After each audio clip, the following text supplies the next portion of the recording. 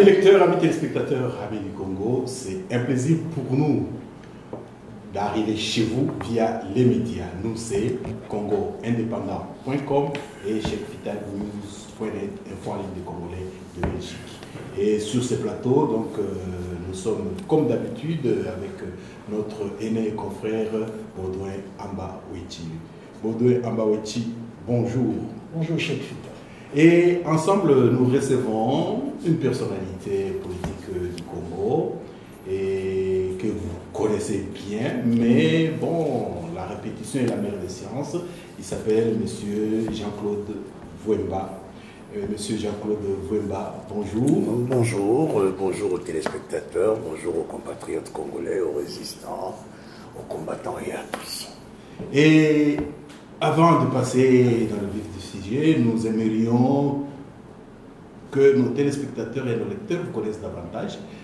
Baudouin, vous avez quelques éléments sur la biographie et le parcours de votre invité? Tout à fait. Jean-Claude Vwemba Luzamba, il est né en 1956 dans le Bas-Congo.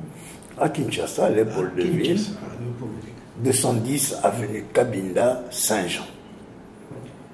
Il est marié, père de 5 enfants, économiste de formation. Il a créé le MPR fait privé en France et en Europe. Enfin, il était le représentant du MPR fait privé au lendemain du discours du 24 avril de Nantes. Donc il a représenté le MPR fait privé en Europe et en France. Il a été conseiller politique au cabinet dirigé à l'époque par quelqu'un que je ne vais pas citer peut-être. Mais si, il faut le citer, c'est l'histoire. C'est André Alain Atundu-Liongo, oui, qui était le conseiller technique du président Mobutu. À l'époque, nous sommes rentrés, moi, ainsi que le professeur Émile Ngoï Kassongo, qui était mon directeur de cabinet à l'époque où j'étais le représentant du MPR en Europe. Et nous sommes rentrés ensemble pour préparer les élections de septembre 97. Donc nous étions dans le cabinet technique qui était en face du Palais du Peuple, qui était adjacente à l'Institut du bâtiment, à l'Institut supérieur du bâtiment. Et vous étiez conseiller politique de 96 à 97. Voilà, juste 2 jours avant l'arrivée de l'AFDEL, là où tout le monde a pris ses talons, et nous nous sommes déballés. Vous êtes élu député national de Kassangoulou de 2006 à 2011. Mais en 2011, il y a eu une élection législative. Vous avez été réélu. J'ai été réélu à Kassangoulou avec 18 780 000 voix en 2011. En 2006, j'étais à 13 500 000 voix. Vous savez, ça y va toujours croissant, parce que le peuple de Kassangoulou sait que Mouta Vwemba fait du bon travail pour son territoire et pour son pays. Vous êtes président national du MPCR, qui veut dire Mouvement du peuple congolais pour la République, membre fondateur de la Dynamique de l'opposition, qui est une plateforme, et cofondateur du Rassemblement des forces politiques et sociales acquises au changement, né à Genval en juin 2016. Voilà. Merci beaucoup, Baudouin. Merci beaucoup, monsieur Jean-Claude Vwemba, d'avoir répondu rapidement à notre invitation pour cette émission Congo Kinshasa vue de Bruxelles. Et monsieur Vwemba, vous le savez, il reste 5 mois avant que la petite transition qui a été acceptée lors des accords de la Saint-Sylvestre se termine. Et nous parlerons de ce qui s'est passé avant. Mais dans l'entretemps, on sent que le temps presse. Et au niveau international, ainsi qu'au niveau national, ça commence à s'impatienter. Et pour preuve, le Conseil de sécurité a pris une résolution, pas plus tard qu'hier, et dans laquelle il demandait à ce que les élections aient lieu avant fin 2017. Quel est votre commentaire là-dessus? Ce que je peux tout simplement dire, c'est que l'heure est grave. L'heure est grave vis-à-vis de la nation congolaise. Parce que c'est le peuple congolais qui meurt. C'est le peuple congolais qui souffre. C'est le peuple congolais qui est embastillé. Nous ne pouvons plus l'accepter, tout simplement parce que il n'y a plus un capitaine qui conduit un navire. Et nous risquons de sombrer d'une façon négative. La preuve en est, si vous voyez, depuis décembre 2016 à ce jour, nous avons combien de morts? Nous en avons autant que l'année 2015. Simplement pourquoi? Parce que la confiance ne règne plus au sein de la grande Kabylie, kabbyliste, dans la grande dynastie kabbylistique. Parce que le peuple veut l'alternance. Et quand le peuple a soif de l'alternance, mûr ou pas mûr, vous tombez. Je fais parmi les dernières personnes à quitter le Zaïre. Et je sais comment ça se passe. Vous pouvez avoir tout ce que vous voulez, mais le jour que le peuple dit niet, c'est niet. C'est pour cela qu'on aurait bien voulu que tout ce que le Conseil de sécurité a dit hier, c'est ce que l'opposition ne cesse de le dire. C'est ce que l'opposition souhaite. C'est ce que l'opposition veut aller de l'avant. Simplement pour que nous puissions aller aux élections et que l'alternance puisse avoir lieu et que, enfin, les dirigeants puissent avoir la confiance du peuple. Vous avez sans doute suivi la réaction de M. Lambert Mende, qui est le porte-parole du gouvernement. Il a dit que le gouvernement laisse la CENI répondre au Conseil de sécurité. Mais vous savez, le problème qui est là, en ce qui concerne M. Mende, je le dis toujours, vous savez, ces genres de personnages, vous les avez dans tout le pouvoir du monde existant. D'hier, d'avant-hier, d'hier, hein, de monsieur, j'ai oublié même son nom,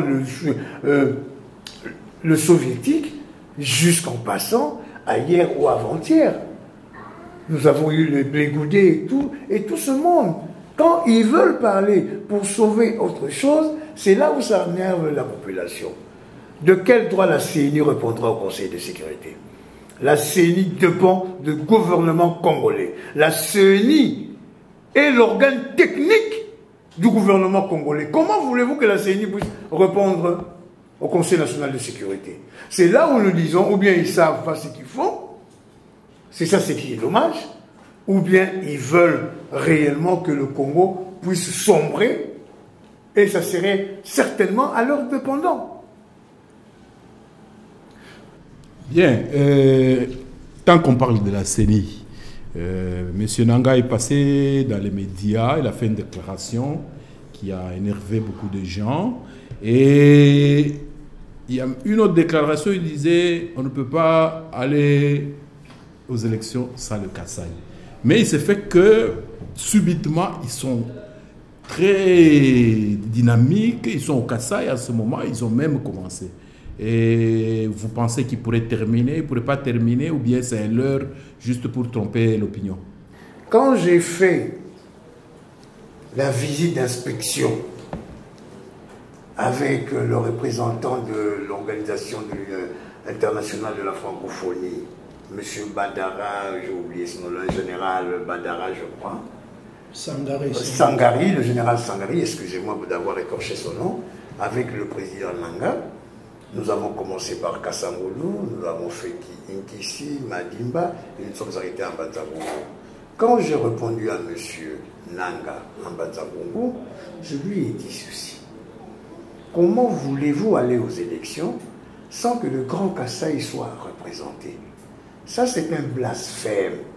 Ça, c'est ce que vous voulez commencer à faire un travail qui vous dépasse. La balkanisation du Congo.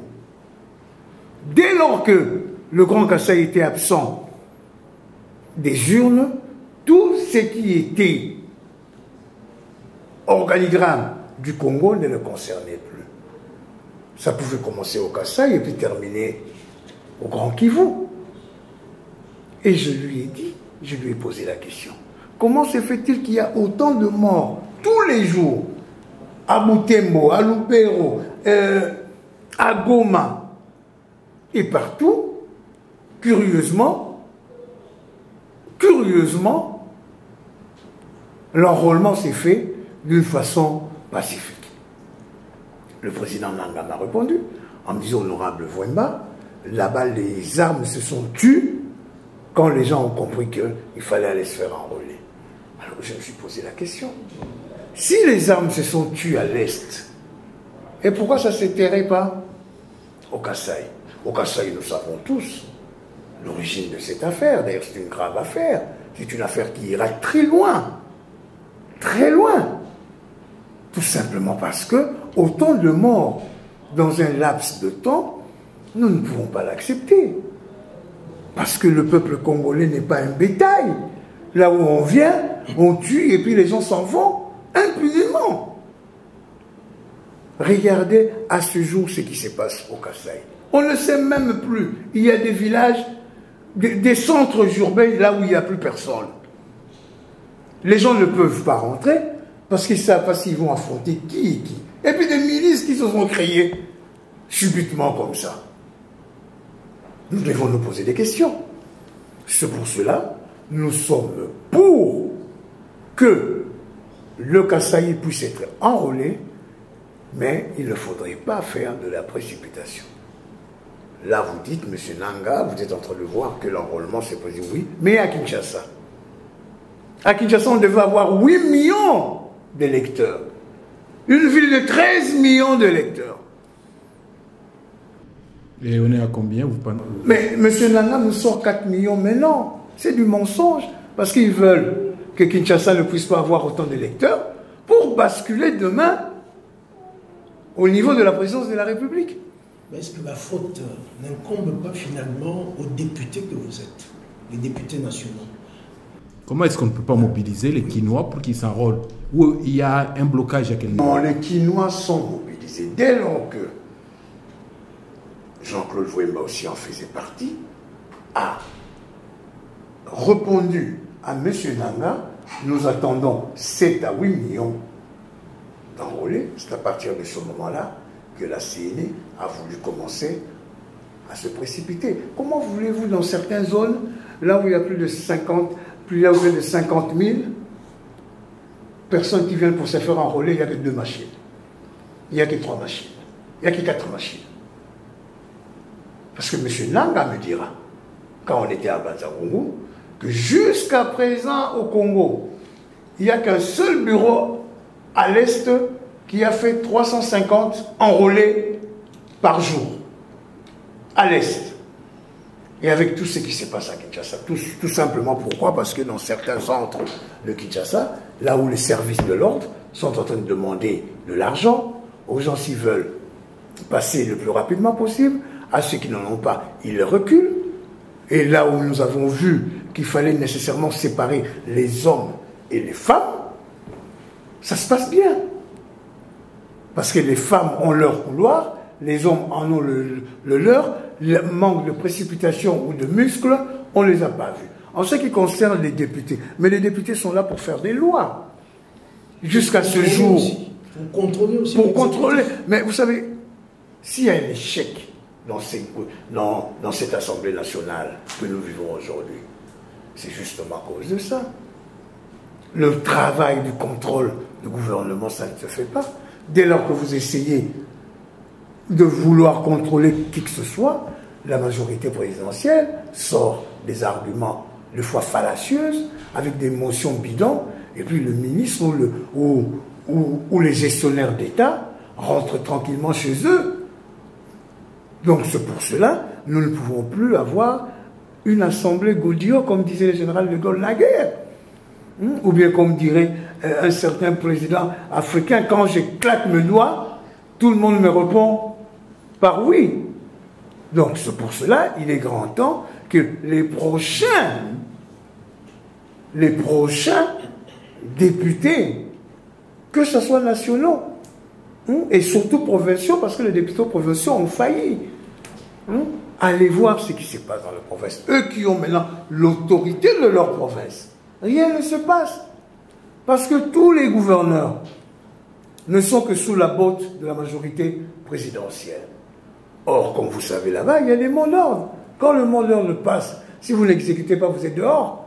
Regardez ce qui se passe à Lubumbashi. Un gouverneur qui a été rétabli par la Cour constitutionnelle, et que les gens disent pour la paix, pour la tranquillité, ce gouverneur ne peut pas aller continuer son travail. Mais pour M. Kabila, la Cour constitutionnelle était leur paravent. Ok. Baudouin? Vous avez certainement lu le dernier numéro de Jeune Afrique, qui est sorti, c'est daté du 23 juillet.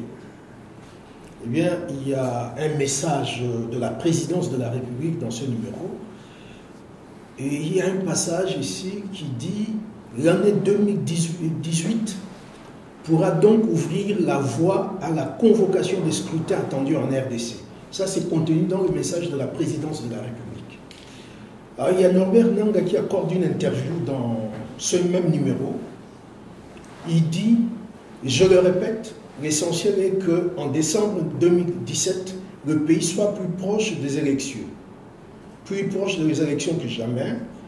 Et il répète que 3 scrutins le même jour est irréaliste. Et il considère l'année 2018 comme la date la plus sûre, si on peut dire, pour la tenue des élections. Quels sont vos commentaires? Je ne sais pas qu'est-ce qui vous étonne. Je ne sais pas qu'est-ce qui vous étonne. Dès lors que M. Kabila veut mordicus rester au pouvoir le plus lointain possible des élections, ça l'arrangerait. Mais nous, c'est qui nous intéresse? Je l'avais d'ailleurs déclaré à Kinshasa. On dirait que M. Kabila est devenu le porte-parole, le gardien, le gérant de la CENI. Ça ne lui incombe pas, ce rôle. C'est le rôle du gouvernement qui a comme organe technique la CENI.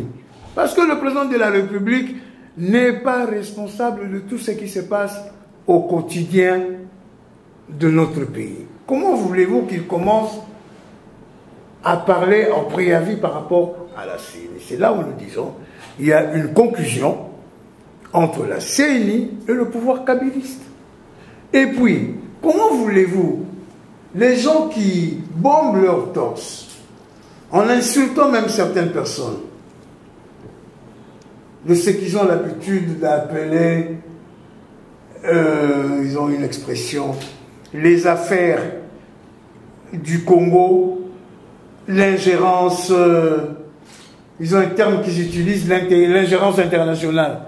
Mais c'est le même cabinet du président de la République qui informe les gens que ça sera en 2018. C'est le même président Nanga.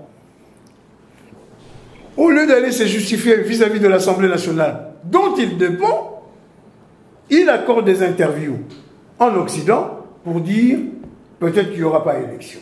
Soyons sérieux. Mais pourquoi l'Assemblée nationale n'a jamais ordonné un audit de la CENI? Nous l'avons demandé. Nous l'avons demandé. Les députés de la majorité ont émis, comme d'habitude, des motions pour dire que ce n'est pas à nous d'aller contrôler la CENI. Or, paradoxalement, c'est nous autres, l'Assemblée nationale, qui donnons pouvoir à la CENI. Donc, on se pose des questions, les gens n'aiment pas, les gens ne veulent pas. Qu'est-ce que vous voulez? Ils ont le pouvoir, ils ont le droit, au niveau de la loi, d'empêcher quoi que ce soit. Mais en plus, en ce qui concerne mon jeune frère Corneille Nanga, s'il estime que vraiment ça ne va pas, mais il peut déposer. Bien, merci beaucoup, monsieur Jean-Claude Vouemba. Parce que là, oui, allez-y, je voulais en terminer. Oui. Le président de la CENI, Corneille Nangaa, a été invité au centre interdiocésain lors de la rencontre entre Congolais convoqués par la CENCO. Mais il a dit que lui, il était prêt. Il était prêt pour décembre pour organiser les élections. Mais il demandait le moyen. Et les moyens qui les donnent? Mais vous savez, le moyen au Congo, il y en a. Et des fois, je me pose des questions. Quand les gens veulent que le Fonds monétaire international arrive, la Banque mondiale, mais en même temps, ce sont les mêmes personnes qui ne veulent pas de l'ingérence dans les affaires nationales du Congo. Et puis, vous avez bien suivi le Conseil spécial en matière de corruption, blanchissement d'argent et tout. Monsieur Luzolo Bambi, qui avait dit, au sortir d'une délation de M. Kabila qu'il est parti déposer auprès du procureur général de la République, qu'il y a 17 milliards de dollars qui se volatilisent et qui ne se retrouvent pas dans le trésor public. Mais où passe cet argent? C'est ça le vrai problème. Tout le monde crie la corruption, la corruption, la corruption, la corruption. Mais ce sont les parlementaires que vous êtes qui devaient donner la réponse. Quand vous avez un président du Parlement, quand vous avez un président de l'Assemblée nationale qui est secrétaire général d'un mouvement politique, à quoi attendez-vous? Ok, on a compris. Et depuis que nous avons commencé l'émission, il faut dire que le tableau est sombre. Et on constate que finalement, il y a un goulot d'étranglement. Et ce goulot d'étranglement, c'est le pouvoir en place. Mais le Congo, ce n'est pas seulement le pouvoir en place, c'est aussi l'opposition. Vous avez dit dans votre biographie, vous êtes membre fondateur du Rassemblement, et il y a peu, le Rassemblement était en conclave. Et pouvez-vous dire au peuple congolais ce qu'il peut espérer du Rassemblement, compte tenu de tous les tableaux sombres que nous venons de dépeindre? Le conclave a été quelque chose de très important par rapport, tout d'abord, à l'organisation du Rassemblement. Vous savez que le Rassemblement, depuis Ginval, et depuis que le président Etienne Tshisekedi, paix à son âme, et j'espère que bientôt il sera inhumé dans la terre de ses ancêtres, y compris pour le maréchal Mobutu, que je tiens beaucoup, comme vous le savez, il n'y a pas eu de règlement d'ordre intérieur. Donc il fallait nécessairement passer par là. Dès lors que nous nous sommes convenus par rapport au règlement d'ordre intérieur, il fallait maintenant que nous puissions avoir les dictons politiques à suivre. D'où nous nous sommes retrouvés par rapport au conclave avec une stratégie bien définie et de courte durée. Nous ne pouvons pas continuer avec le pouvoir en place dès lors qu'il ne retrouve pas le contradicteur en face de lui. Et nous allons commencer, comme vous le savez, à partir du 8 et du 9. Déjà le 31 juillet, il y a déjà une grande mobilisation. Le 8 et le 9, c'est 2 journées vides mortes. Et si on ne revient toujours pas aux conclusions, aux recommandations des accords de la Saint-Sylvestre, en ce moment-là, nous allons déclencher une seconde phase par rapport à cela. Parce que quand bien vous mourrez pour les antibiotiques, pour les aspirines, et quand bien vous mourrez parce que votre femme n'a pas d'argent pour aller faire ce qu'on appelle chez nous peser, et que les enfants naissent mal formés, à quoi vous pouvez encore vous attendre? La mort est devant avec vous. Donc maintenant, c'est au peuple congolais de dire nous ne voulons plus et nous mettons fin à cette politique inhumaine qui est en train sévir dans notre pays. Mais que répondez-vous à ceux qui disent que trop de villes mortes tuent la ville morte? Vous savez,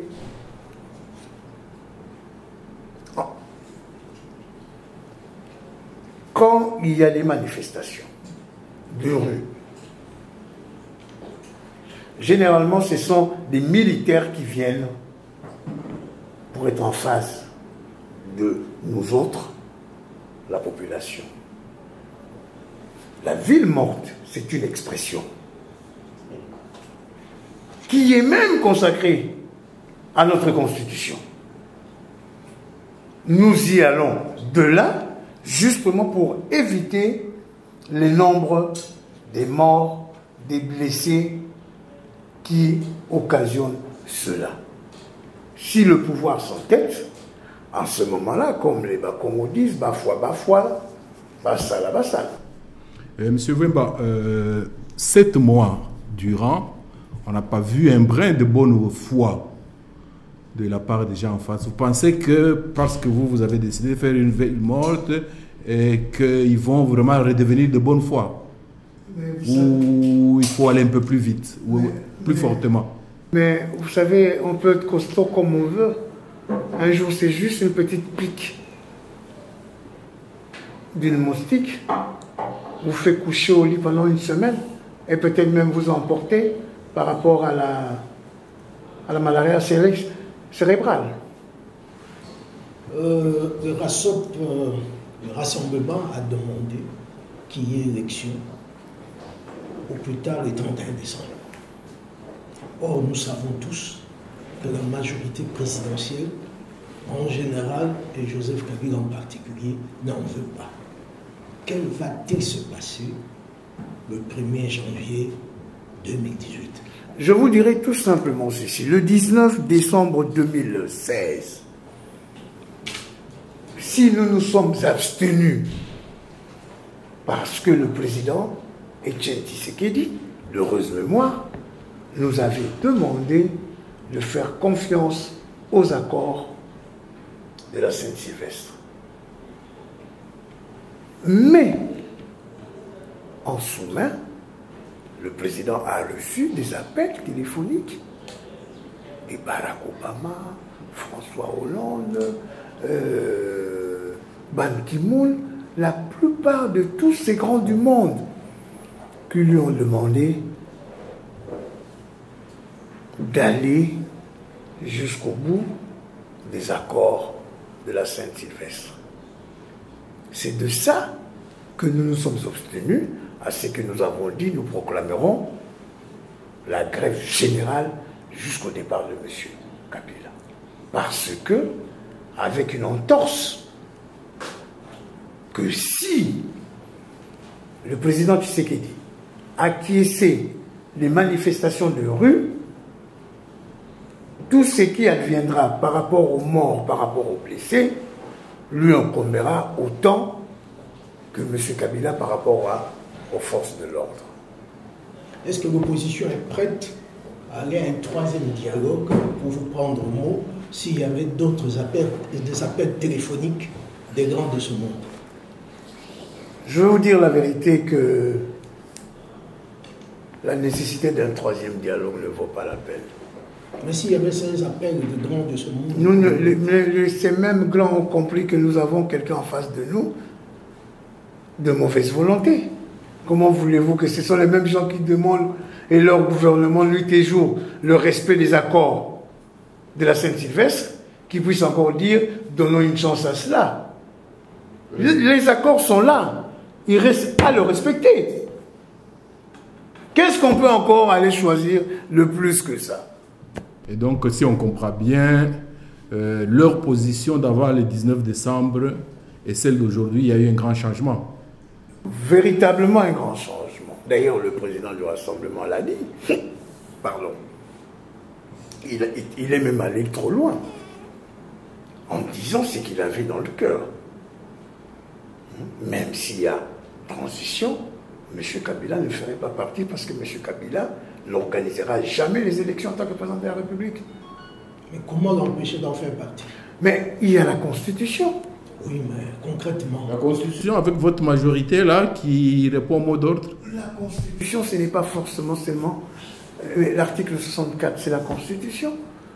Que toute Congolaise et tout Congolais ne pourrait en aucun jamais accepter le retour de la dictature au Congo. Moi, j'ai été contre cette Constitution. On n'était pas nombreux. J'étais avec mon jumeau, mon frère de toujours, Franck Diongo, hein, et certains autres amis. Paix à son âme, Christian Badibangi. Les Moïse Monidé, là. Tout ce monde, on était contre cette Constitution. Mais 85%, avec bien sûr la grosse tricherie à la tronçonneuse, on plébiscité cela. Et c'est les mêmes personnes qui ont acclamé, qui ont débouché les champagnes, qui aujourd'hui veulent nous faire croire que c'est une mauvaise Constitution. Ok, monsieur Vwemba. On va progressivement vers la fin de notre émission. On a vu le Conseil de sécurité, l'enrôlement au Kassai, le rassemblement et ce qui nous prépare. Mais dans l'entretemps, il y a un nouveau président au CENSA. Qu'est-ce que vous en dites? Monsieur Olengankoy, pour ne pas le citer. La logique de M. Kabila est arrivé au bout. Après ça, il y a quoi? Il n'y a rien. Il vous fait sortir M. Tchibala, Premier ministre. Pince sans rire, le même Tchibala veut organiser l'UDPS. Quelqu'un qui a été radié de l'UDPS. Maintenant qu'il a les pépettes comme il est au gouvernement, avec le ministre de l'Intérieur, peut lui octroyer tout ce qu'il voudra. Et il fallait la CENSA. Il le donnerait à la personne qui lui a envoyé le Premier ministre. C'est la va de soi. Monsieur Olengankoy. Et après Olengankoy, après. Oui. Il n'y a rien. Et comme il n'y a rien. Il n'y a rien, parce que le peuple veut que les accords de la Saint-Sylvestre soient respectés par des gens qui leur représentent véritablement. Mais comment expliquez-vous que c'est toujours les opposants qui traversent la rivière pour aller dans le camp Kabila et c'est jamais le contraire? Si, il y a quand même le contraire. Ah. Quand vous voyez Moïse Katumbi, qui était dans l'autre camp, et maintenant avec nous dans l'opposition. C'est peut-être l'exception qui confirme la règle. Quand vous voyez les Pierre Lumbi, conseiller spécial en matière de sécurité, quand vous voyez les Olivier Kamitatou, ministres, quand vous voyez des grandes personnalités d'autres, des présidents de grandes commissions à l'Assemblée nationale, qui les quittent pour venir à l'opposition, il ne faudrait pas seulement dire qu'il n'y a qu'une seule voix. Non, mais là, c'est un cas particulier. Non, ce sont des cas. Oui. Ce sont des cas, ce n'est pas un cas. Monsieur Amba, oui. Ce n'est pas un cas. Bon, je veux bien, je vous le concède que la taille, la casture, hein, la carrure, les épaules de M. Moïse Katumbi essayent de tout rafler. Mais je vous dis, il y a beaucoup qui viennent vers nous, qui ont déjà quitté la majorité présidentielle, mais qui n'osent pas le dire, parce qu'avec des choses qui se font à l'heure actuelle.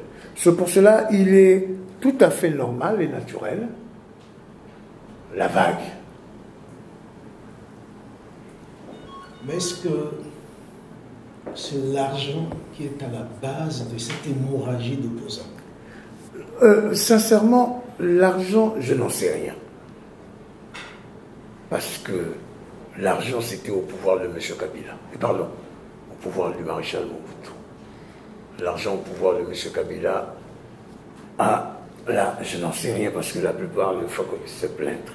Mais je dirais tout simplement des choses graves qui se passent dans notre pays, que nous ne pouvons pas les laisser sous silence.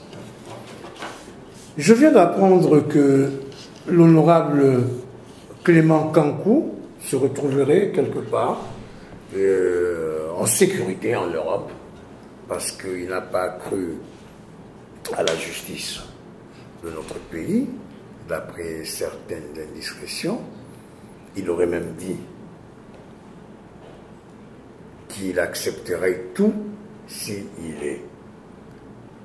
a la certitude que la justice de son pays tranchera, dira le droit par rapport à ce qui se passe, à ce qui s'est passé, en ce qui concerne le Kamana Sampou, parce que lui, la vérité, il a. Alors c'est cette même vérité-là qu'il y a 10 jours, nous avons appris, un juge, M. Amba, ce qui vient de se passer par rapport au juge du Katanga, Jacques Mbouyi. Jacques Mbouyi, c'est extrêmement grave. On n'a pas entendu... Le gouvernement s'est tu, mais le Parlement, nous sommes en vacances parlementaires. Vous pouvez déclarer... Mais nous le déclarons, c'est ce que je suis en train de faire. Le MPCR, notre parti politique l'a fait, le Rassemblement l'a dit, l'a fait. Donc, c'est extrêmement grave aller faire une tentative de meurtre vis-à-vis d'un juge. Là, c'est... Nous ne pouvons en aucun cas l'accepter. Le ministre de la Justice n'a fait aucune déclaration jusqu'au moment où nous parlons. Mais heureusement que ces gens-là avaient trouvé une tactique de dire que le juge Mbouyi était décédé pour préparer son évacuation sanitaire. Sinon, la suite, nous n'en saurons pas. Parce que quand vous voyez un pouvoir politique qui s'attaque aux hommes, il faut se poser des questions. Bien, merci. Et d'ailleurs, oui, et d'ailleurs, allez-y, terminez. Et d'ailleurs, il faut aussi dire la vérité. Deux fois, il faut dire quand c'est vrai. Que le juge de Lubumbashi, en ce qui concerne l'affaire de Moïse Katumbi, puisse renvoyer le bébé à la Cour constitutionnelle. C'est là où la limite, c'est ce que vous dites, c'est ce que je vous disais par rapport au peuple, par rapport au pouvoir. On va maintenant retrouver l'affaire avec le 9 membres, le 9 juges, et qui sauront dire la loi, parce que ça c'est pas politique, ça c'est pas pour protéger un individu, c'est pas pour protéger un clan, une famille et tout. Mais nous disons tout simplement ceci, il y a beaucoup des affaires financières qui sortent du jour au lendemain. Vous savez, à l'époque du maréchal Mobutu, ces genres de scandales financiers que nous attendons, mais ça aurait été grave. Et d'ailleurs,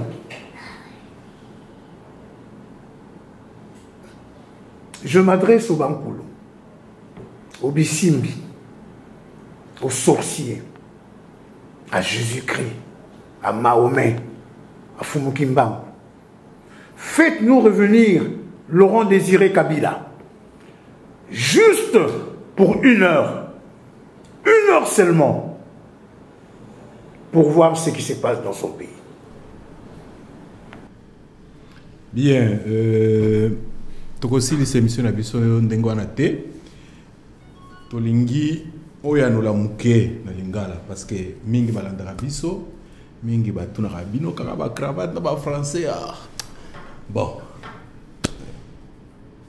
obandana na makambo ba prisonnier ndenge ba kimaki entre autres na Kasangulu osukisa na ndenge oyo nini tokozwa entre le lona le 31 décembre peuple congolais zomituna qu'est-ce qui va se passer bino ba policier ba politicien bolobini ndeko langa bandeko na biso baza kolanda biso tangu likambo ebimi o ba prisonnier bakimi na makala naza na Kinshasa. C'est le 17 mai. 17 mai. Toyoki o ba prisonnier bakimi o boye o bazalaki na ba biteni ya mutane lokola oyo ba depta Buldia Congo balataka. Mais comme on l'appelle la Katanga balataka pe kaka biteni ya mutane. Yango ti cravate ya Cravate ezako la kisamakila ya peuple congolais ezako danga. Ok. Tous en esengote Cheikh Fita. Madame, continuez là. Tous en esengote. Parce que ceux qui ont tangi, bah ouais, absolument, on dit qu'on coupe depuis 97, 96, octobre 96. Tango AFDEL a déclenché Makamulaï. Ndeko na biso moko aux États-Unis, Jacques Matanda Mambo Yokudi à Kobanza. Azala qui est en contact na ba eloko ya ba Yuda, eloko ba juif, o ezala Londres. Ba kindaki na Congo, ba sali banquette, ba monique na Congo, génocide et Salama. 10 millions de morts. Cheikh Fita. Les gens sont notamment dans la balabala au Séka. Mais tous on n'a pas prisonnier. Ba prisonnier tant ba kimi ba lobby bondi diako. Na bengi bande ko ngai. Na tindi bato ba ki utala bande ko nanga o batikala ki kuna. Franck Diongo, il passe à l'anga, combattant de la liberté, de la résistance et des droits de l'homme. Nazo Komanan na Kinshasa. Jean-Claude Mouyambo. Na bandeko mususu bazakula. Ba Eugène Diomi. Ba lobby et Kokos à la bata bundudia Congoté, puisque tango ba yeko zwa ne manda seni. Ne manda seni ayeba ki bangote. Parce que bakina ki peut pas bazwa bango. Bango baboya ki na bango. Bon, balobaki makambo na ba Holanda route. Donc ezali eloko moko e bandaki. Si vous vous souvenez bien, Natangu, Toyokanaki, que Ebemba président Tshisekedi, et Koma, je crois le 12 mai, la date Moko Yabongo. 2 jours avant, ce sont les mêmes commandos, Bayaki Nadimete, Bomit commissariat, Oyo, Sousiato Bachaki Wana en face, et bakela bangonzela makolo baleki commune ya limité bisika commissariat ya li ba continue en face ya Saint-Dominique commissariat muzena wana ti bakela bango lobi nango lelaki te ou le lendemain na Kasangulu na tango wana yo na ou mais na ou ti kolongwa Kasangulu na 18h makambo salami na 2h du matin na zongi na 6h du matin. C'est là où j'apprendrai la vérité. Où est Tangami Kasangulu? Mais sous n'a évité. Il y a un témoin oculaire. Il y a Kasangulu, les alliés, basso, bas policier, babano aux alamisato. Bas policier aux alamisato 24 heures sur 24. Mais, loi moko soki ordre moko utaki na matadi. Et le but qu'il faut, bah, dégraisser les policiers. Donc, policier a tiré kaka moko. Il y avait 73 prisonniers à Kasangulu. Et si quelqu'un n'a pas moins de 20 prisonniers. Bazalaki wana, quand bayoki est fait boomerang, il y a Kinshasa, bayeko forcé agent pénitentiaire Zalaki wana, que je connais très bien, trop bien parce que c'est un membre de la famille nangai. La policier moko Zalaki wana, alingo beta masasi, balingi ba betaye ba bomaye, akimela yemba, ba prisonnier ba ekopima. Moutaouta ki Kinshasa, aye ko fongo la porte, aye ko sala boye azati. Ok, madame. Sur le 73, babimaki wana 6 kaka batikalaki parce que bazalaki malade. Mais ce qui est important, Régo, enquête bamenaki certainement résultat nini ba policier ba pesi pour la enquête. Tout ça c'est la porte-parole Lambert Men dans le Belabissa. Ok, c'est tout dit. Et pour la Kosuki ça, tout ça, en juillet, en décembre, transition à Bouo, il y a Nini au Salam. Mais oyebi na mboka na biso tozala na bamakambo ebele esalama mais salama na bandenge na bandenge. Je me souviens en 1959 à Bakwa Sengi meeting baboyi meeting mais bakiste se retrouver quand même na Imika Mobulo ebandi ba policier na ba Colombelge bayi match esili na Tata Raphaël batu baye ba kokutana na bemetu wana basalini ba embrasser mboka tili pande bimaki. Oui, c'est-à-dire que Bozo c'est l'événement moko toza kozela événement te biso toza batu oyo toza na kati ya tradition bantu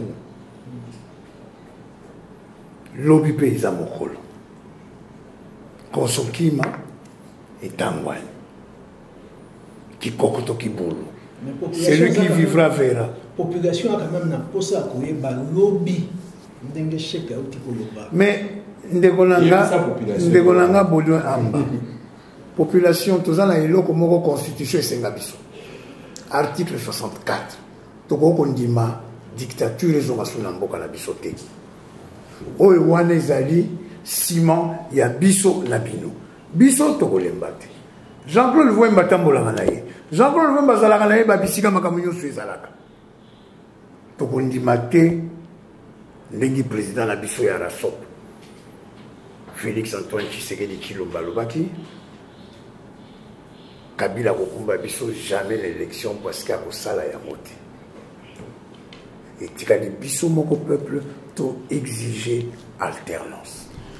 Merci beaucoup, monsieur Jean-Claude Vwemba. C'est le mot de la fin, parce que finalement, l'émission que nous faisons ici, c'est pour la population. La population se pose beaucoup de questions. La population veut voir clair. Vous êtes des leaders politiques. Il était important qu'à l'issue d'une émission comme celle-ci, la population entende un message clair, et je pense que la population l'a bien entendu. Et à moins qu'il y ait un élément, un tout dernier élément à ajouter, ou à moins que vous ayez vous-même un tout dernier élément à ajouter, comme ça on atterrit en beauté.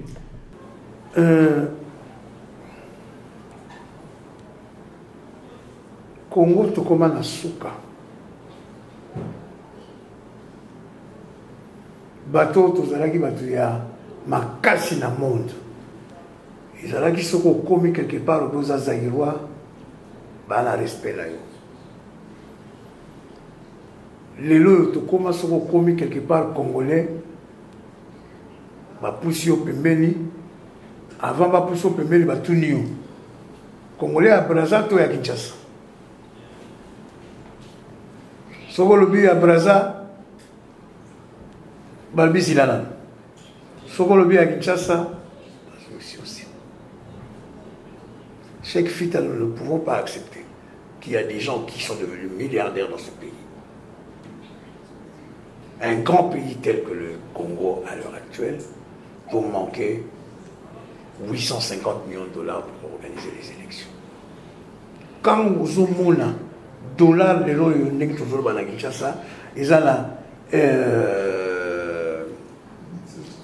1780. Tozokende wapi tokosuka wapi tangu ba honorable Koko Mulongo Muyindu Zangi Alonga Toussaint balobaki tangu gouvernement yaki pona ko présenter programme na bango lelo oyo bozondimela peuple te lobi tokotala bino ndenge nini dollar ekokoma. Lelo baza na raison te. Baza na raison. Il faut peuple congolais tozonga ndengi tozalaki. Le peuple phare ya Afrique. Nalobakango tous les jours. 3 ans eza ebele.